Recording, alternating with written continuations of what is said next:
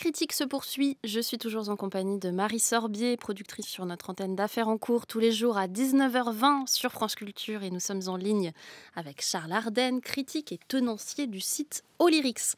Les salles sont certes fermées, mais le spectacle vit. On peut en voir sur écran, et notamment de l'opéra. Sur Arte, on peut voir en libre accès Aïda de Giuseppe Verdi, sous la direction de Michele Mariotti et dans une mise en scène de Lotte de Beer. Aïda a été créé il y a 150 ans, fruit d'une commande du Khedive d'Égypte à Verdi. Il fut alors donné pour inaugurer le canal de Suez. L'enjeu politique de la création est aussi au cœur de ce que l'opéra raconte. Au temps des pharaons, l'Égypte est menacée par le royaume d'Éthiopie. Le capitaine Radamès est chargé de mener la résistance contre l'envahisseur. Or, Radamès est amoureux d'Aïda, l'esclave éthiopienne de la fille de Pharaon, qui n'est autre que la fille de l'ennemi. Comble de malheur, la fille de Pharaon est aussi amoureuse de Radamès et jalouse férocement sa servante. Intrigue de cœur, jalousie dans les tumultes des victoires et des défaites. Aïda est la grande épopée de l'opéra verdien.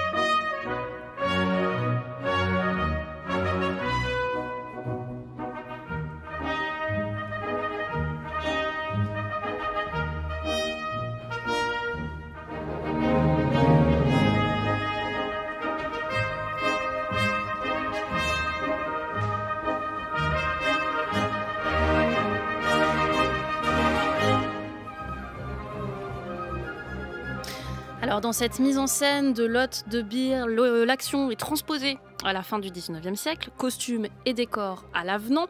Elle a choisi de mettre sur la scène de l'Opéra de Paris des marionnettes, taille humaine, qui semblent être faites de lave et reproduisent le corps d'Aïda et de son père, si bien qu'Aïda est doublement interprétée sur la scène par la chanteuse et par la marionnette.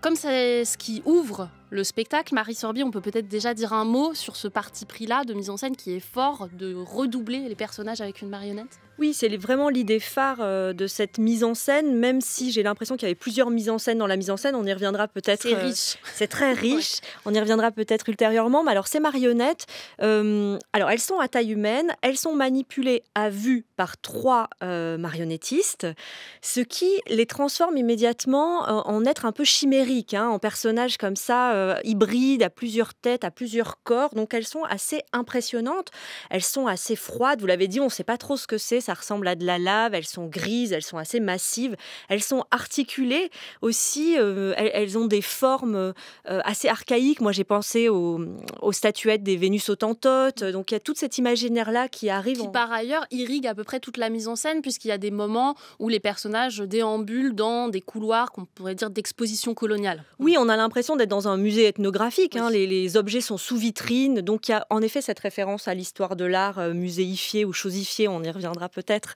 Et alors, c'est ce qui m'a en fait intéressée dans cet opéra, c'est quand même l'utilisation de ces marionnettes.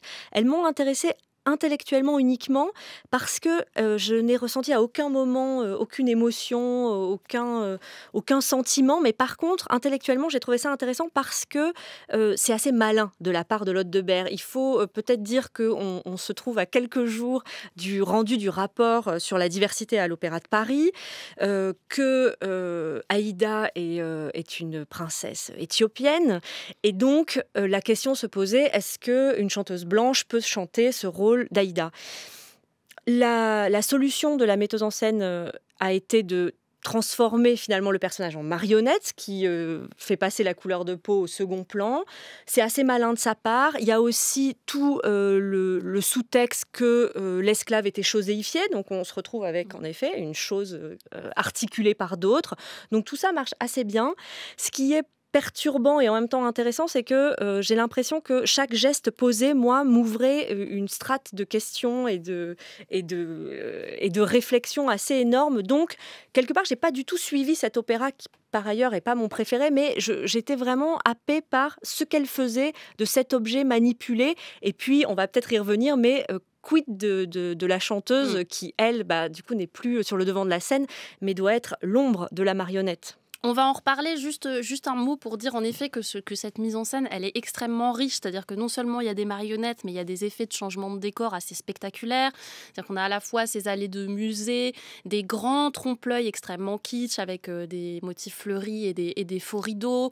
À la fin, ça se termine presque comme un chéreau, c'est-à-dire qu'il y a des grands murs sur les côtés. On est presque dans l'abstraction quand ils sont emmurés dans le tombeau. Ça part un peu dans tous les sens au niveau des costumes, des couleurs, de la direction des chœurs et des chanteurs. Charles Ardenne, peut-être un regard sur cette mise en scène peut-être un peu fourre-tout. Aïda, Charles Ardenne. Elle apparaît peut-être fourre-tout. Vous m'entendez? Allez-y, oui, on vous entend. Pardon, il y a un petit délai, mais allez-y. Oui, très bien. Un petit délai. Alors vous disiez oui, mise en scène fourre-tout, c'est vrai qu'elle est très riche, elle peut apparaître très variée, je vais pas dire diverse parce que ça nous renverrait sur des questions de la diversité en effet, avec cette coïncidence de cette mise en scène qui avait quand même été conçue et voulue par le précédent directeur, alors que le rapport sur la diversité qui est publié et décrypté sur notre site d'ailleurs, Olyrix, est paru. Mais la question en effet du fourre-tout, elle se résout, je trouve quand même, par l'axe très fort et l'idée très forte de cette mise en scène, qui est très lisible justement, qui consiste à en fait nous mettre en abîme Aïda et nous faire rentrer dans ce musée. Donc c'est Aïda présentée non pas seulement dans un musée, mais en fait comme un musée, et même le musée qui devient vivant. Et de fait on suit l'histoire par l'opposition entre différents arts, entre ce qu'on va appeler peut-être les beaux-arts occidentaux traditionnels, les tableaux. Et donc, ce sont paradoxalement les Égyptiens là qui incarnent les beaux-arts, qui incarnent les tableaux, qui donnent vie aux tableaux. Vous avez même sur cette marche des trompettes d'Aïda qu'on a entendu une section, un passage très très rapide, ludique, divertissant en tout cas, de figurants qui viennent et qui installent et qui reconstituent plein de tableaux qu'on connaît dans l'histoire des beaux-arts. Bien entendu des tableaux plutôt violents, de conquête, notamment colonialistes, parce que c'est le propos de la metteuse en scène Lotte de Berre.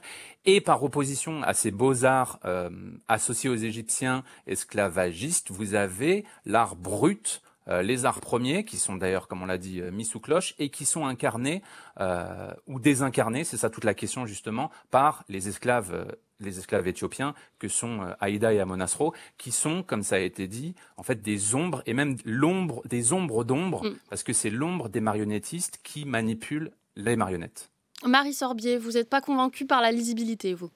Non, parce que je trouve que ce parti pris marionnettique, qui était une bonne idée a priori, prend toute la place. Et du coup, tout le reste semble en effet un peu kitsch. Il y a une différence quand même d'esthétique qui est majeure entre ces marionnettes qui sont, comme on l'a dit, un petit peu froides, et puis ces tableaux vivants. Il y en a partout, ça déborde. Il y a quand même, c'est très riche, c'est très lourd, comme ça, c'est très massif. Donc, j'ai trouvé l'assemblage des deux parfois un peu artificiel. En tout cas, sur moi, ça ne fonctionnait pas. Mais ce qui m'a par contre vraiment intéressée, c'est comment la distribution humaine, on va l'appeler comme ça, comment les vrais chanteurs interagissent avec ces marionnettes. Parce qu'il y a un moment, par exemple, la déclaration d'amour est étonnante parce qu'il s'adresse à la marionnette en lui déclarant sa flamme, en lui déclarant il va trahir sa patrie pour elle, etc. Et comment un chanteur d'opéra s'adresse à un bout de pierre en face, et est-ce que ça procure de l'émotion ou pas, ça m'a vraiment intéressée. Et puis la deuxième chose, c'est comment quand on est chanteur lyrique, on arrive à mettre son ego de côté ou pas. je ne sais pas, mais en tout cas pour se mettre au service d'un objet et au service d'une marionnette. Ils en ont probablement pas vraiment l'habitude. La captation permet vraiment de les voir au travail. On les voit derrière la marionnette, donc derrière les manipulateurs. Donc il y a une chaîne comme ça humaine qui se crée et de les voir jouer sans jouer. Cet entre-deux qu'ils essayent d'attraper, j'ai trouvé ça presque émouvant par moments, leur tentative de donner vie à un objet. Voilà.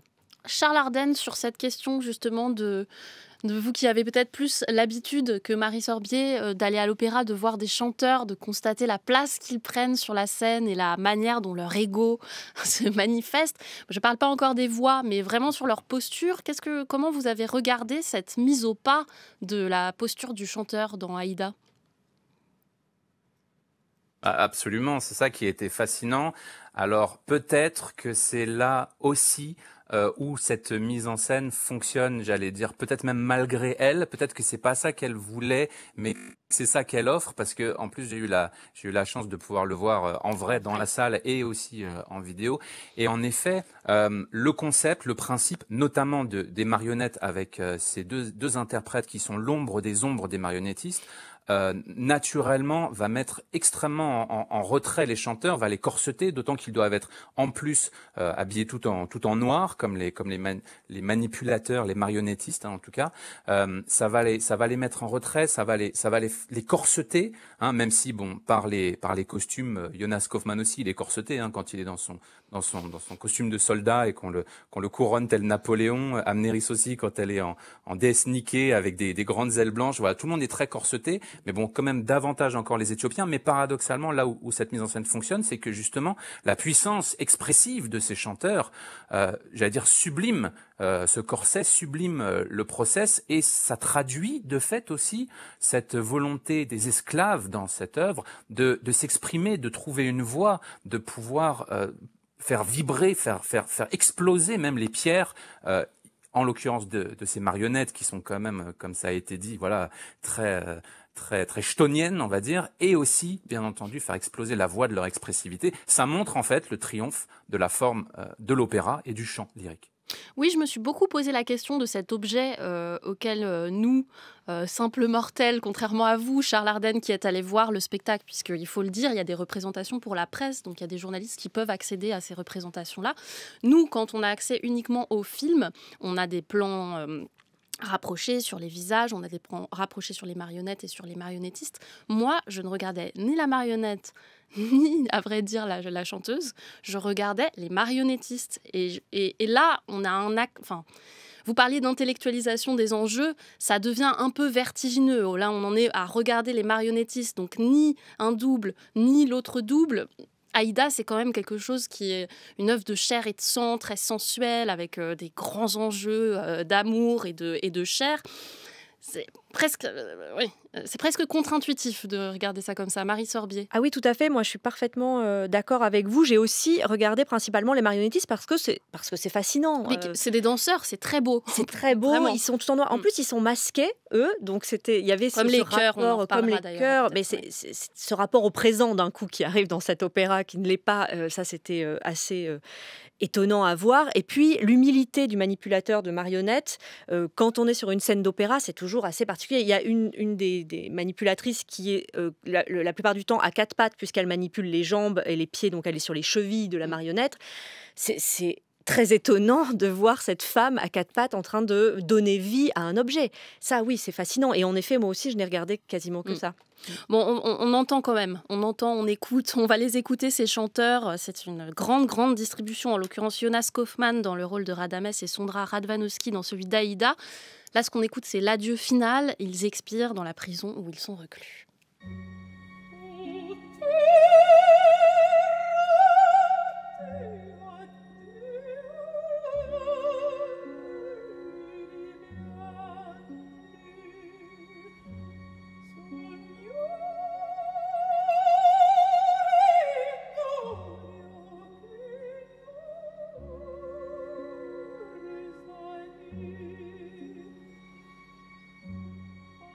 This is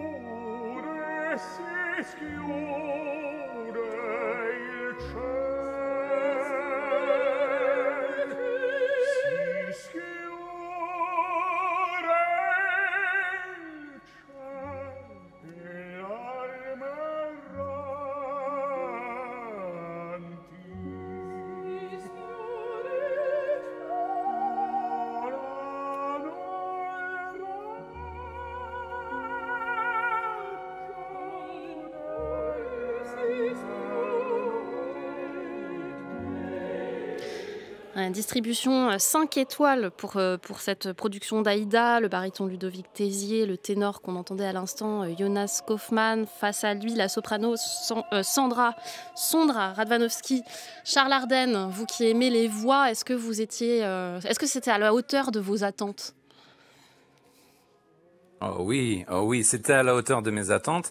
Et pourtant, les attentes sont grandes, les attentes sont immenses en cette période de disette culturelle. Mais voilà, encore une fois, chapeau à l'Opéra de Paris, à toutes les institutions qui arrivent à maintenir, à sauver des spectacles, et aux artistes qu'elles peuvent ainsi continuer à engager, et des artistes de cette classe, de cette trempe. Chapeau aux artistes qui ont entretenu leur voix et qui l'ont offerte ainsi pour cette représentation magnifiquement. Vous savez, Aïda, ça fait partie de ces opéras sur lesquels on peut faire la blague. C'est facile de monter Aïda, il suffit d'avoir les 4 ou 5 meilleures voix au monde. Écoutez, là, franchement, on n'en est pas loin, et à un niveau exceptionnel. Et justement, ça sert tellement la dramaturgie de cette production que d'avoir Jonas Kaufmann et Sondra Radvanovsky qui se rejoignent comme ça par leur voix, par leur lyrisme, par leur maîtrise infinie des couleurs, des nuances, de l'expressivité, et qui, de fait, j'allais dire, comme je l'ai dit tout à l'heure, font exploser les distances, les pierres qui les séparent, viennent comme ça se rejoindre, même si là tout de même la metteuse en scène s'entête, parce que jusqu'à la fin, elle veut quand même que Kaufmann chante pour le mannequin allongé par terre à genoux, alors que la vraie Aïda part au loin. Bon, vive les voix, et puis bien entendu, en effet, Ludovic Tézier, même si je l'ai senti vraiment très très en retrait, aussi à cause du dispositif. Il garde quand même cette classe qui en fait une référence des barytons verdiens.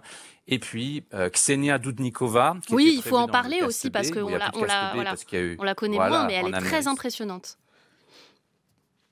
Pardon, très impressionnante. Et ça, c'est aussi une magnifique, pas une découverte, parce qu'elle existait avant, elle avait une carrière, mais une mise à l'honneur par l'Opéra de Paris qui lui a fait faire ses débuts en Carmen. Moi, je l'avais vu en Carmen. Je connaissais pas, j'ai découvert sa voix et j'ai trouvé ça exceptionnel. Et bien là, encore, c'est amusant d'ailleurs parce qu'en Amnéris, se trouve qu'elle apporte les qualités de Carmen, cette chaleur à la fois du caractère et du mezzo. Ça forme un quatuor fantastique.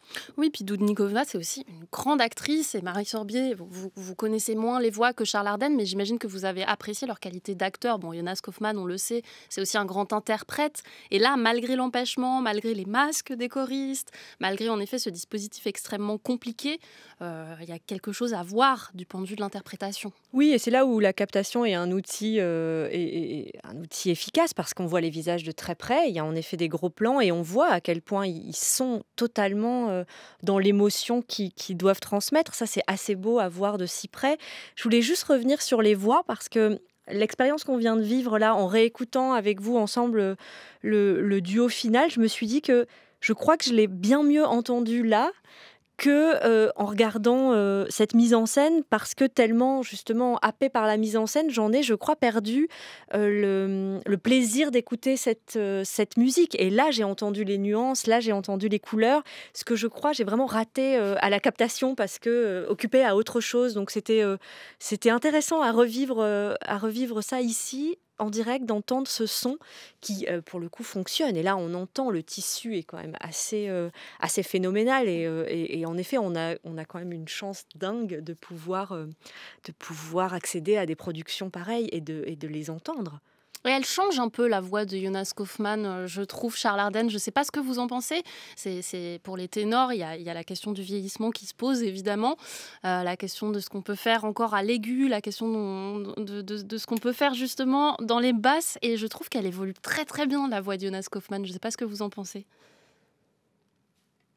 En tous les cas, c'est très intéressant et il garde des qualités qui ont fait de lui ou qui font de lui, ça peut tout à fait être avancé, le meilleur ténor au monde, avec ce renforcement constant qu'il a dans sa technique de l'assise, en effet, l'assise, on pourrait presque dire de baryténor, donc des graves vraiment forts et puissants, et ça n'empêche nullement qu'il arrive à lever, adoucir, affiner, filer dans les aigus, des aigus soulevés. Alors bon, si vous parlez à quelques spécialistes, il a aussi ses détracteurs, hein, mais bon, c'est comme tout, hein. Callas avait ses détracteurs, tous les chanteurs ont leurs détracteurs.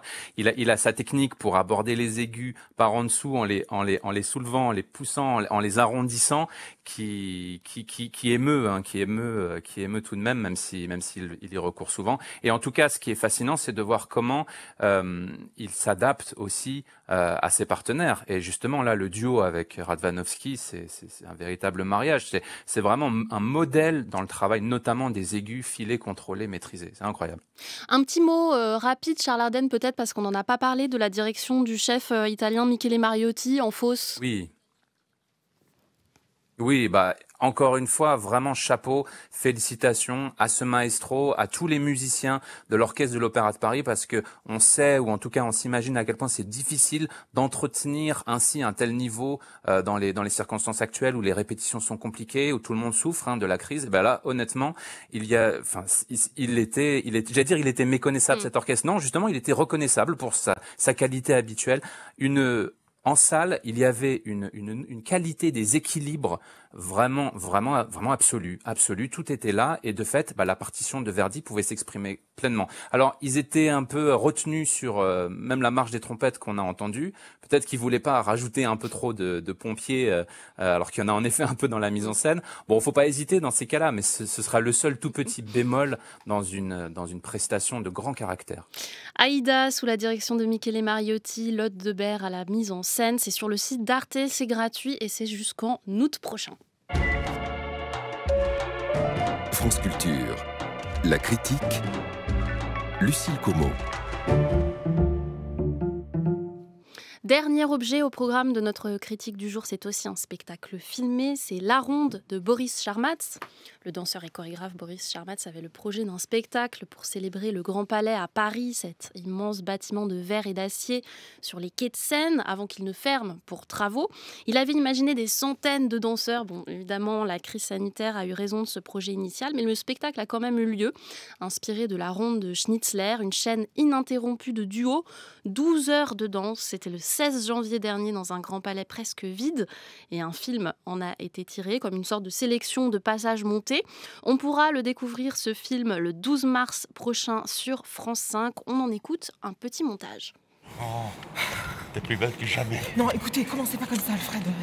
T'es plus belle que jamais, Oh Emma. non, mais je... Oh, viens dans mes bras. Alfred. Viens. Ah, mais vous êtes infernal, Alfred.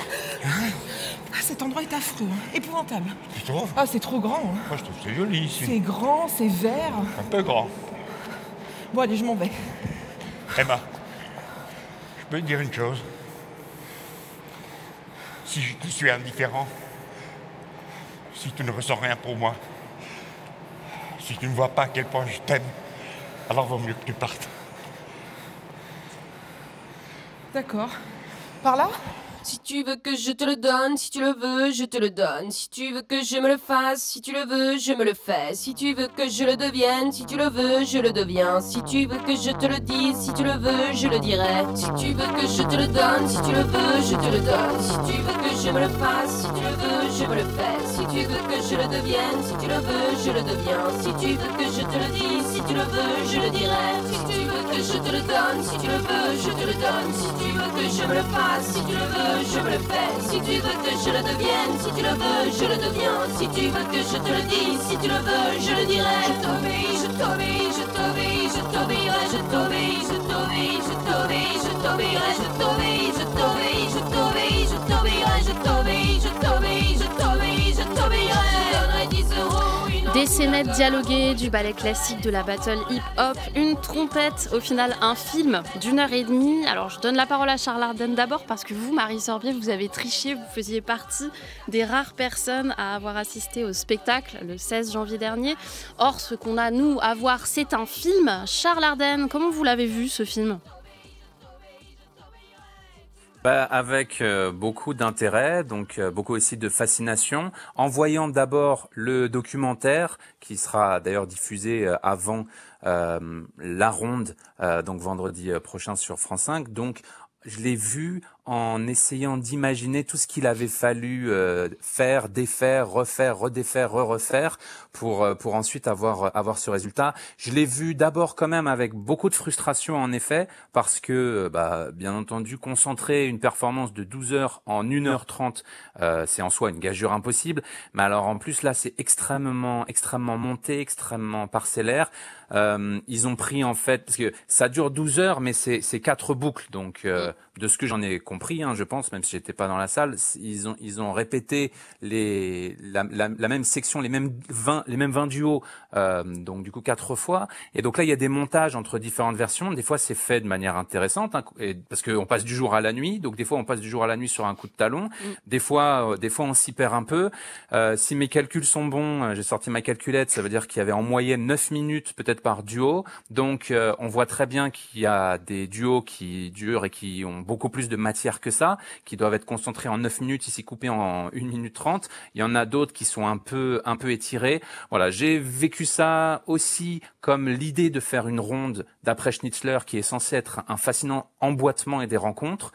Et là, c'est plutôt un peu le mariage de la carpe et du lapin, mais c'est très intéressant, divertissant. Et il y a des talents dans tous les sens. Ça, c'est incroyable. Oui, Marie Sorbier, peut-être on peut rentrer un peu dans la chair pour que les auditeurs se représentent. Qui sont les danseurs? À quoi ressemble leur danse? Alors, Boris Charmatz a quand même s'est fait plaisir en invitant un casting absolument incroyable. Ce qu'il a fait aussi, c'est qu'il a voulu que tous les types de danse, ou même on peut aller plus loin, que le spectacle vivant dans son entier soit représenté. Et les corps. Et les corps, puisqu'on entend un extrait de théâtre, en fait, avec notamment Marlène Saldana, qui est une des grandes actrices françaises du moment, avec Johan Leisen, qui est pareil, qui est un monstre sacré du théâtre. On l'avait vu notamment chez Philippe Ken. Donc il y a ces moments de théâtre, il y a des moments de musique. On a un solo de trompette absolument... de Médéric Collignon, magnifique, résonne dans le Grand Palais. Absolument incroyable. Et puis des danseurs. Dans les danseurs, on a de la danse urbaine, on a de la danse contemporaine, on a les danseurs de Charmatz, bien sûr, lui, qui est présent dans le duo qui ouvre et le duo qui ferme. Et tous ces types de corps aussi représentés et de danse forment une grande famille, en fait, de ce que le spectacle vivant peut donner de mieux. Et c'est en ça que, selon moi, ce projet, c'est vraiment une déclaration d'amour. Il y a quelque chose d'extrêmement généreux, alors qu'on pourrait trouver ça presque aride. Il faut s'imaginer, on est dans cette nef du Grand Palais. La nef du Grand Palais, je vais dire la palissade, mais c'est très, très grand. Mais c'est vraiment très, très grand. C'est plus grand qu'une cathédrale. C'est comme un stade recouvert de verre et d'acier. Exactement, sachant que, pour ceux qui sont déjà allés au Grand Palais, on a l'habitude de la voir habillée. C'est-à-dire quand on va au Grand Palais, il y a une exposition, il y a une foire, il y a un salon, que sais-je, les allées sont pleines. Là, on arrive dans le Grand Palais vide, puisque le Grand Palais va fermer pour travaux. C'est assez impressionnant, et l'intelligence, je trouve, de Charmatz a été de dire, ok, on ne peut pas inviter les 400 danseurs qu'il avait imaginés au départ, alors on va réduire à des duos. Donc on se retrouve dans un espace immense, avec le ciel qui s'invite, puisqu'on est sous cette verrière, et on a 2 corps, en fait. La simplicité de 2 corps qui sont là, qui se battent dans cet espace, qui s'étreignent, qui tentent une danse, qui chantent. François Chéniaud qui arrive comme ça à court. Qui est un performeur et danseur, et qui a aussi, on en parlera peut-être avec Charles, une voix qui évolue de manière assez dingue, miraculeuse, une voix de basse très, très belle. Tout est un peu fou chez François Chéniaud, et là donc il est habillé, c'est une sorte de costume entre, je dirais, le pingouin et l'arlequin, c'est jaune, pétard avec des couleurs partout, et il est sur ses pointes. Et il arrive et il se met à chanter. Et puis le duo d'après, il danse. Peut-être juste pour réexpliquer la structure, c'est en effet 21 duos qui s'enchaînent. La totalité de la boucle dure à peu près 3 heures. Et comme dans la ronde, un danseur reste quand l'autre s'en va. Donc chaque danseur fait 2 duos comme ça. Et la chaîne est ininterrompue. Boris Charmatz parle d'ailleurs de contagion par la danse, alors qu'on est dans une période pandémique. C'est assez joli cette idée. Et moi, c'est un des plus beaux spectacles que j'ai vu récemment, avec une charge, alors là pour le coup, d'émotion qui est vraiment ultra forte. Et si je devais citer qu'un duo, évidemment, et vous me parliez des danseuses, il y a quand même la présence d'Anne-Theresa de Keersmaeker, qui est une des plus grandes chorégraphes vivantes. Et qui danse toujours. Et qui danse et qui partage un duo avec Boris Charmatz. Et là, moi, j'y ai vu toute sorte de transition, de transmission, et j'avais des frissons de partout, quoi.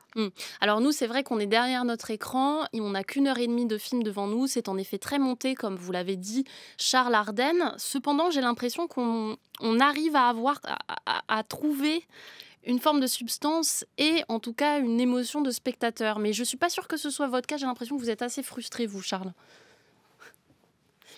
Oui, j'étais quand même assez frustré parce que bien entendu, je voulais pas forcément avoir les 12 heures en vidéo. Enfin, moi, j'aurais bien aimé pouvoir les voir, mais c'est bien entendu irréaliste de penser que France 5 pourrait passer ça en 12 heures ou même passer 3 heures sur une boucle. Mais en effet, ce que je trouvais frustrant, c'est que ça entraînait un grand déséquilibre, je trouvais, entre les duos. Mais bon, ça, c'est aussi lié au fait qu'il a fallu recréer ce projet complètement, que c'était pas censé être la ronde, hein, c'était censé être une tempête de 10 000 gestes avec, ça a été dit, 400 danseurs pour 6 000 spectateurs. Bon, ça, bien entendu, c'est impossible. C'est ce qui rend ce projet fascinant, hein, c'est que ce projet, c'est exactement, comme le dit Charmatz, tout ce que le Covid interdit, rend impossible. Et il a essayé de le sauver, bon, avec ces duos qui sont de fait pour moi déséquilibrés dans leur traitement, mais qui entraînent en effet des moments fascinants un peu à part dans ce montage. Il a pris la ronde comme un peu un prétexte, et bon, à la fois c'est intéressant parce que l'idée d'enchaîner des duos comme ça fonctionne très bien. Comme l'a dit Marie Sorbier, en plus, dans cette immense nef, au Grand Palais, on est habitué à Monumenta. Là, ça faisait un petit côté Minimenta avec juste 2 individus à la fois dans cet immense espace. Mais, bien entendu, et je pense que si Charmatz avait eu le temps d'élaborer davantage son projet, il serait allé beaucoup plus loin dans l'exploitation du thème de la ronde de Schnitzler, parce que, comme le disait Marie tout à l'heure, il y a cette notion de transmission des maladies, des tares aussi, qui est présent dans l'œuvre d'origine, hein. La ronde de Schnitzler, ça a été écrit à l'époque de l'érection du Grand Palais. C'était aussi pour montrer qu'on se transmet la syphilis. Bon, toute cette dangerosité, elle n'est pas forcément perceptible, malgré des moments sublimes, en effet, avec Kersmaker, des danseurs de l'Opéra de Paris et des boîtes de nuit. Oui, ce spectacle, il concentre un peu tous les enjeux de ce qui se fait, ce qu'on essaye d'adapter ou pas. C'est compliqué.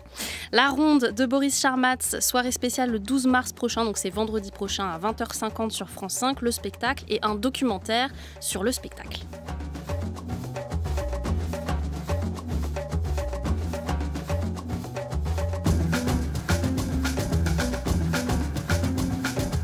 La critique, c'est fini pour aujourd'hui. Merci beaucoup à vous, Charles Ardenne, et merci Marie Sorbier à la préparation de l'émission. C'est Aïssatou Ndoye et Boris Pinault à la réalisation, Perret Legras, et à la technique aujourd'hui Anthony Thomasson. Vous pouvez réécouter l'émission en vous rendant sur le site de France Culture, et vous pouvez également vous abonner au podcast de la critique sur l'application Radio France. Lundi, vous retrouverez Olivia Gesbert et la Grande Table. Quant à nous, on se retrouve la semaine prochaine pour une critique consacrée aux séries et au cinéma.